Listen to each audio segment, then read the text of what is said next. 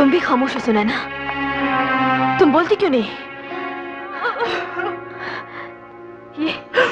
ये लाश तुम्हारी सहेली जानकी की है और ये अंधी बच्ची जो बिलक बिलक कर रो रही है तुम्हारी सहेली जानकी की बेटी है। अरे मैडम, बच्ची तो खाली अंधी है, लेकिन पब्लिक तो अंधी के साथ साथ गूंगी और बहरी भी है। सुनैना, तुम फत्ते से डरती हो, भगवान से नहीं। अगर फत्ते ने तुम्हें मार दिया होता और तुम्हारी बच्ची इस तरह रोती होती तो? मां की जगह तो कोई ले नहीं सकता, मगर तुम अपने को अकेला या बेसहारा मत समझो। हम सब है ना तुम्हारे साथ। हम तुम्हें नई जिंदगी दिलवाएंगे और तुम्हारी मां के खूनी को फांसी। आओ इंस्पेक्टर आशुतोष, आओ। बोलो, क्या खिदमत करूं तुम्हारी? खिदमत तो ये नाचीज करेगा आपकी। सरकारी मेहमान बनाने के लिए न्योता लाया हूं, क्योंकि मुद्दत हुई है यार को मेहमा किए हुए, जोशे कधा से बस में चिरागा किए हुए। वारंट। पत्ते की गिरफ्तारी का वारंट बाद में कटता है, पेश की जमानत पहले हो जाती है इंस्पेक्टर।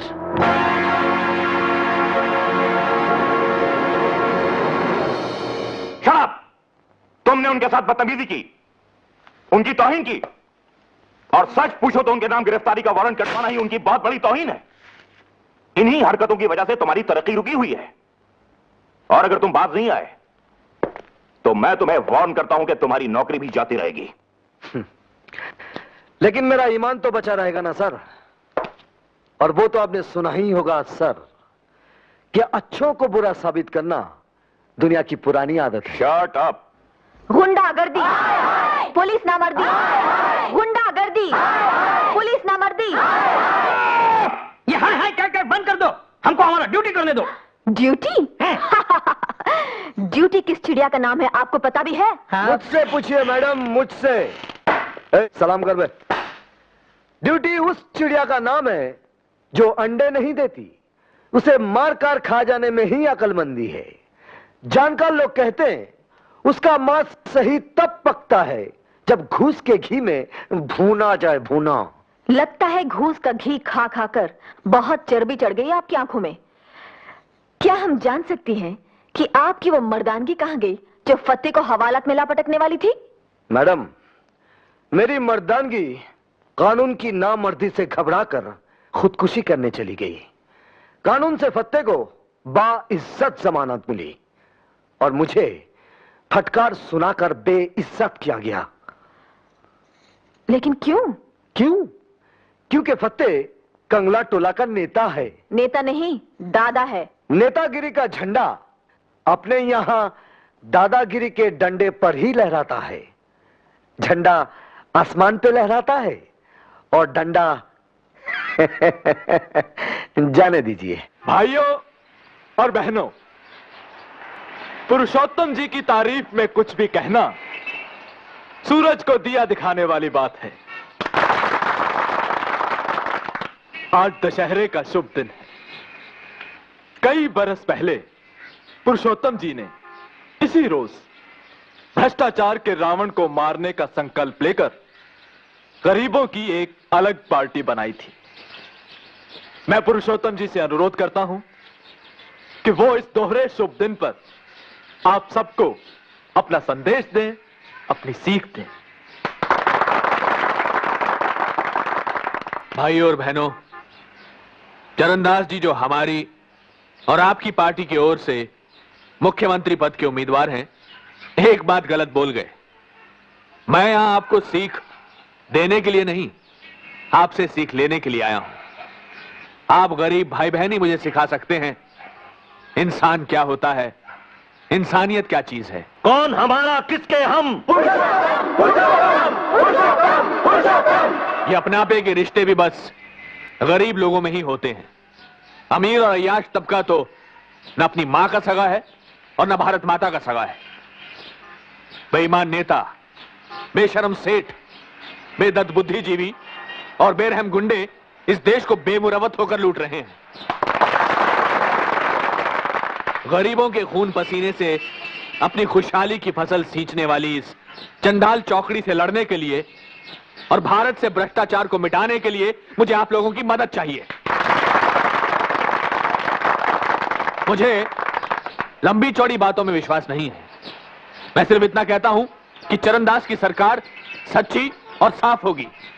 वो पाप का मुंह काला और पुण्य का बोलबाला कराएगी। पुरुषोत्तम एक आया है। पुरुषोत्तम जी, क्या आप फत्ते दादा जैसे राक्षस को साथ लेकर रामराज कायम कीजिएगा? स्मगलर ये है, खूनी ये है, जहरीली शराब ये बेचता है, चकले ये चलाता है। भक्ति है, उठाकर बाहर फेंक दो इसे। रुक जाओ, ये क्या कर रहे हैं आप? हैं? शर्म नहीं आती आप लोगों को माताओं बहनों पर हाथ उठाते हुए?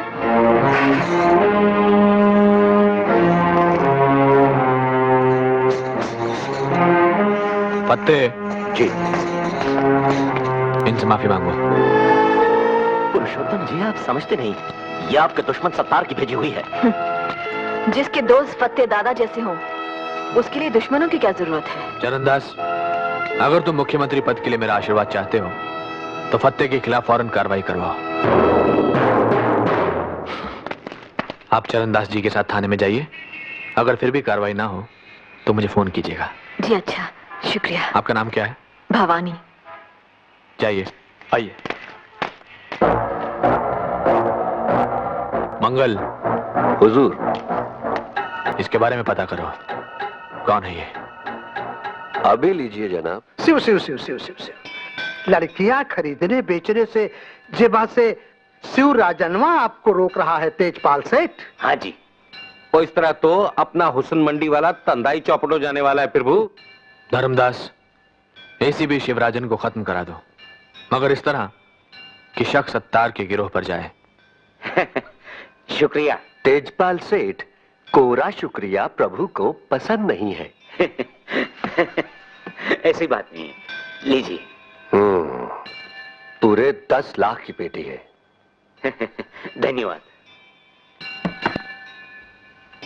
और दानबल, तुम्हारा मुंह कैसे लटका हुआ है? मुंह तो मेरा लटके ही लटके पुरुषोत्तम जी। ये चरणदास जी कहते हैं मने आप ही पेनल्टी समेत 20 लाख को टैक्स भरना पड़ेगा। बिल्कुल ठीक कह रहे हैं। तुम्हें समझना चाहिए दानमल कि चुनाव के मौके पर हमारी पार्टी का हर आदमी नेक और शरीफ नजर आना चाहिए। शराफत में तो मैं लोगों की आफत हो जाएगी पुरुषोत्तम जी। घबराओ मत, चरणदास मुख्यमंत्री बन गया तो टैक्स में तुम्हारा 1 करोड़ रुपया बचवा देंगे। जय त्रिशूलधारी साहब, कृपा है तुम्हारी। और कोई खास बात? प्रभु जी, ये तापड़िया सेठ अफीम और गांजे के धंधे में आने के लिए आपका आशीर्वाद चाहते हैं। आशीर्वाद के लिए धन्यवाद दे दो। और ये सेठ राधेश्याम है, इनका बेटा कत्ल के केस में फंसा हुआ है और सुनवाई अपने मक्कड़ साहब के कोर्ट में। जहां जज न्यायमूर्ति मक्कड़ हो, वहां अपराधी के साथ कभी अन्याय नहीं होता। जरा राधेश्याम जी को उनके बेटे की जान की कीमत बता दो। हाँ? फकत 1 लाख? फकत 1 करोड़ जी। प्रभु जी की इकाई अब करोड़ से ही शुरू होती है। प्रभु जी, अब तनी नीचे चलकर विश्राम कर लिया जाता। विश्राम करने से पहले जरा ये भी पढ़ लिया जाए प्रभु जी।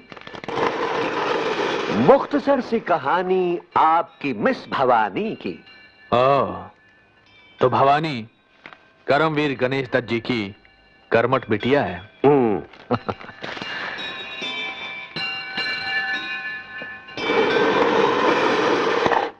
फत्ते को आप अंदर करवा दिए, इसे तमाम साथी लोग दुखी हैं। चुनाव के समय जनता को खुश करना जरूरी होता है, साथियों को नहीं।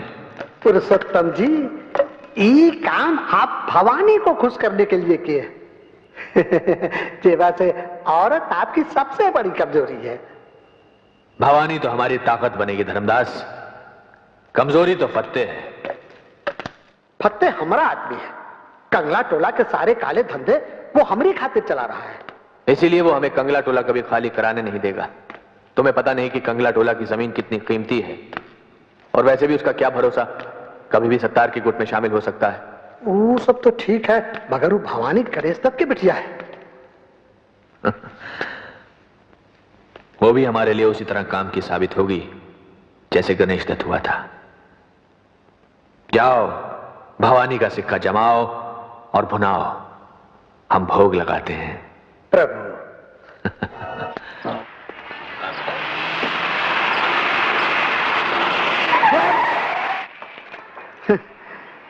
कितना कम है फासला मौत और जिंदगानी के बीच का, केशव कुमार। पाल भर गड़िया इधर उधर चली जाती तो जेवा से आप काल के गाल में चले जाते। अब आराम से हमरे संग गड़िया में बैठा जाए और हम जौन प्रसाद लाए हैं सो ग्रहण किया जाए। धर्मदास जी, आप अपनी घूस समेत फौरन चले जाइए। कहीं नखराबाजी में आप ही न चले जाएं इस दुनिया से।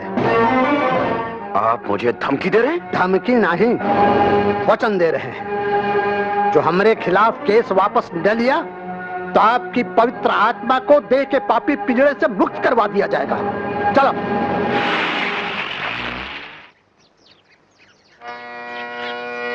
सा रे गा मा पा धा नी सा। भाई वाह गोपाल भैया, तुम खुद तो सारा दिन सारे गा माँ करते रहते हो, अब इसे भी करने लगे हैं? और माँ को अकेला क्यों छोड़ दिया कमरे में? माँ के पास केशव भाई साहब बैठे हैं। हाँ, अब जाकर के रट्टा मारो, चलो।